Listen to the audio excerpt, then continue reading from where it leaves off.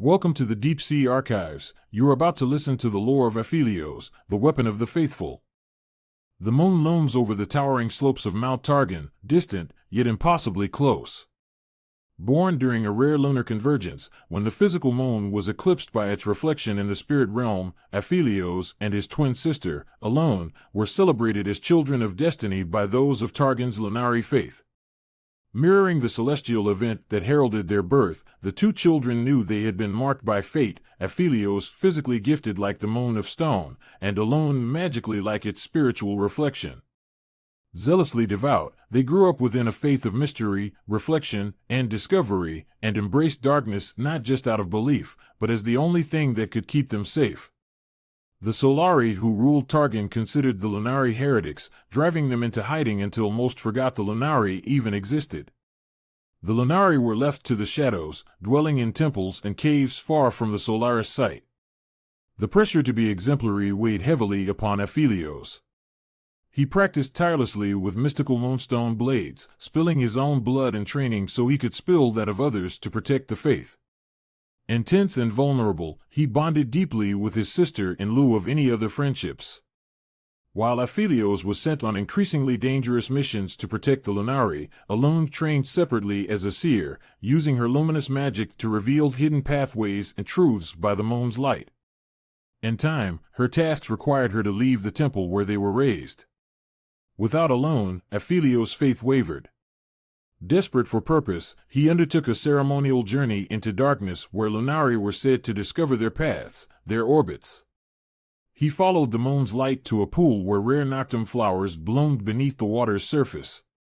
Though poisonous, the flowers could be distilled into a liquid that opened him to the night's power. Drinking the noctum's essence, Aphelios felt so much pain that it numbed him to everything else. Soon after, an ancient temple, the Maris Omignum, began to come into phase from the spirit realm for the first time in centuries. Lunari from across the mountain gathered, emerging from hiding to witness the balance of power shift as celestial cycles in the heavens turned. The fortress accepted only one occupant, gifted in magic, each time it appeared. This time it would be Alune, her orbit guiding her to the temple. Aphelios, usually asking for nothing, requested to attend the event. But as the fortress passed through the veil in a luminous display of magic, a harsher radiance filled the night. Somehow, the Lunari had been discovered even as the celestial cycles turned in their favor. An army of Solari descended upon them. All seemed lost, the Solari purging the Lunari heresy with fire and steel. Even Aphelios was beaten, his moonstone blades shattered on the ground, blood spilling from his lips as he reached for the noctum. But as the battle raged, Alune traveled deeper into the temple, and when she reached its heart, her full potential unlocked. Through the noctum, Aphelios could feel Alune's power embrace him, and he could hear her voice. With a whisper, she pushed magic into his hands, a replacement for his blades solidifying into moonstone.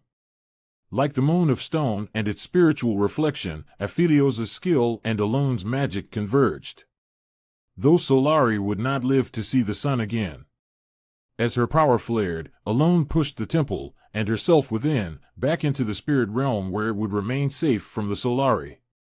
From inside, amplified by the temple's focusing power, Alune was able to project her magic anywhere, so long as it found a focus, like the poison coursing through Aphelios' veins. Only now did they understand their destiny. Aphelios would hollow himself out with pain, but would become a conduit for the moon's power. Alune would live alone, isolated in her fortress, but she would guide her brother, able to see through his eyes.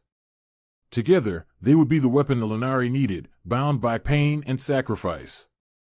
Only apart could they be together, their souls brushing across the veil, distant, yet impossibly close, converging into something they could not understand. To protect the survivors of the attack who retreated back into the shadows of the mountain, Aphelios' training as an assassin has been given reach by Alune's magic, his blades now an arsenal of mystical weapons, perfected by Alune over the course of many missions together. Now that the power balance of Targon is shifting, and the Solari know the Lunari still endure, Aphelios and Alune are needed more than ever.